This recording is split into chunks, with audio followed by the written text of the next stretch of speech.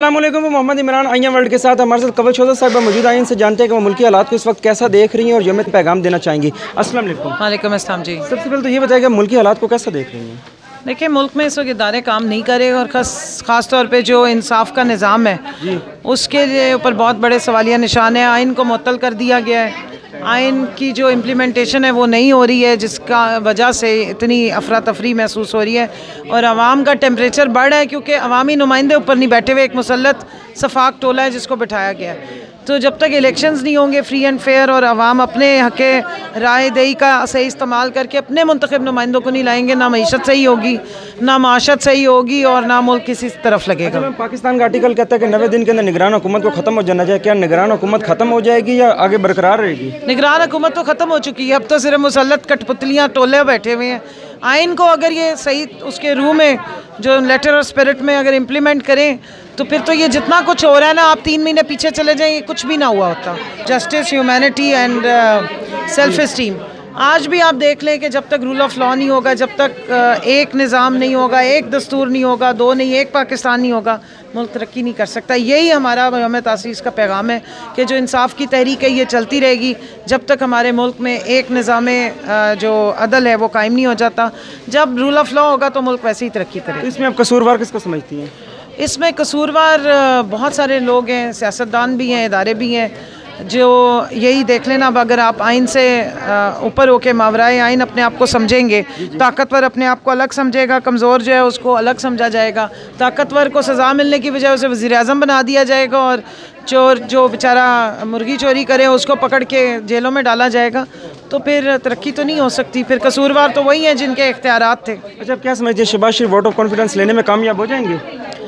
शहबाज शरीफ साहब मुसल्लत कठपुतली हुक्मरान बने हुए हैं, वज़ीर आज़म बने हुए हैं। जिस एल्फी से उन्हें पहले जोड़ के ऊपर बिठाया गया उसके तहत तो पता नहीं शायद ले ही लें, लेकिन मुल्क का मज़ीद कबाड़ा निकल जाएगा और अरबों के मज़ीद रिश्वतें जो हैं वो इस वक्त के MNAs को दोबारा ऑफ़र की जाएंगी। अच्छा, मरीम नवाज़ के बारे में आप क्या कहना चाहेंगे कि मरीम नवाज़ के पास इस वक्त कोई ओहदा भी नहीं है गवर्नमेंट के अंदर, फिर भी वो गवर्नमेंट के अमूर को क्यों चला रही है?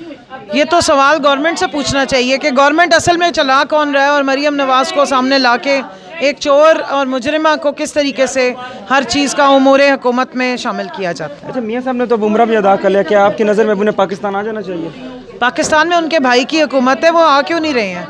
उम्रे से तो इसका कोई ताल्लुक ही नहीं था। और वैसे भी उनकी बीमारी आप देखें ना कितनी ज़बरदस्त है कि इटली जाना हो तो भी चल जा सकते हैं, जद्दा जाना हो तो भी जा सकते हैं, बस सिर्फ उनके पर पाकिस्तान उतरते हुए जलते हैं। पाकिस्तान के माशी हालात कैसे देख रही हैं? पाकिस्तान में माशी नाम की, मईशत नाम की कोई चीज़ अब है नहीं, सिर्फ तबाही तबाही है। और ये शरीफ ख़ानदान और जरदारी ख़ानदान मज़ीद तबाही की अलामत है। तो गरीबदार तबका क्या करे जो बेचारा 800 या 1000 रुपया कमाता है, तो उसका गुजारा आजकल हो ही नहीं रहा। वो अब बकरी की तरह सिर झुका के गर्दन काटने का इंतज़ार ना करें, निकले और अपने हक़ की आवाज़ उठाएं। अच्छा, मैं कवल शोज़ा हमेशा वो पंजाबी में जैसे कहते हैं सच्ची है तो खरिया गल्ला करती क्यों नज़र आती हैं? क्योंकि मैं हराम पे पली नहीं हूँ, मेरे बाप ने मुझे बड़ा हलाल से पाला है और इस मुल्क की मोहब्बत का जज्बा मेरे दिल में डाला है। तो जो हलाल खाते हैं वो दलेर भी होते हैं और सच भी बोलते हैं। पाकिस्तानी ख़वातीन को क्या पैगाम देना चाहेंगे? यही कहूँगी कि दलेरी से निकलें, अपनी ताकत को पहचानें। आपकी ताकत की वजह से हम पंजाब का इलेक्शन पहले भी जीते थे और अब इंशाल्लाह आप निकलेंगी, वोट डालेंगी तो पाकिस्तान तहरीक इंसाफ 3/4 से इमरान खान को वज़ीर आज़म बनाएगी। आइंदा पाकिस्तान का मुस्तकबिल कैसे देख रही हैं?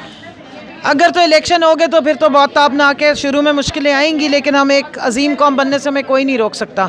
और अगर यही चोर उचक्के रहने तो 7.5-8 लाख अवाम जो नौजवान थे वो यहाँ से जा चुके हैं, मजीद भी चली जाएगी। क्या समझते हैं कि 297 की टिकटें सारी मेरिट्स पे दी गई हैं? देखिए, कोशिश तो यही की गई है कि मेरिट पे दी जाए और ज़्यादातर फैसले मेरिट पे ही किए गए हैं। बाकी वक्त प्रूफ करेगा कि कौन सा फैसला कैसा। नाराज़ है उनको क्या पैगाम देंगे?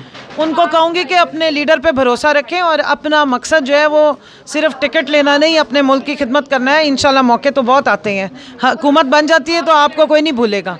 अच्छा, आपका सेंस ऑफ ह्यूमन क्या कहता है इस दफ़ा CM पंजाब कौन होगा?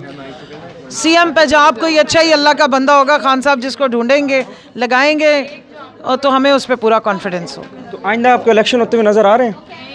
नहीं करवाएंगे तो हम निकलेंगे बाहर और इंशाल्लाह इलेक्शन करवा के छोड़ेंगे। अच्छा, अगर शहबाज शरीफ वोट ऑफ कॉन्फिडेंस लेने में कामयाब हो जाते हैं, जैसे कि पंजाब असम्बली के इंतखाबात को मुलतवी किए गए, ऐसे क्या हमें पंजाब कौमी असम्बली भी नज़र आएगी कि मुद्दत पूरी करने के बजाय भी एक्सटेंड कर दी जाएगी? उसको क्या ज़रूरत है वोट ऑफ कॉन्फिडेंस लेने की, जो वैसे ही पीछे से गेट नंबर 4 से होकर आया हो ਉਹਨੂੰ ਕਿਹੜੇ कॉन्फिडेंस ਦੀ ਲੋੜ है, ਉਹ अपने ਰਾਂਝੇ राजी करे, ਉਹਨਾਂ ਦੇ बूट पॉलिश करे तो काम चलता रहेगा। यूथ को क्या पैगाम देना चाहेंगे लास्ट में? यूथ को ये कहूँगी कि अपने हक के लिए निकले और इस आज़ादी में अपना हिस्सा डालें।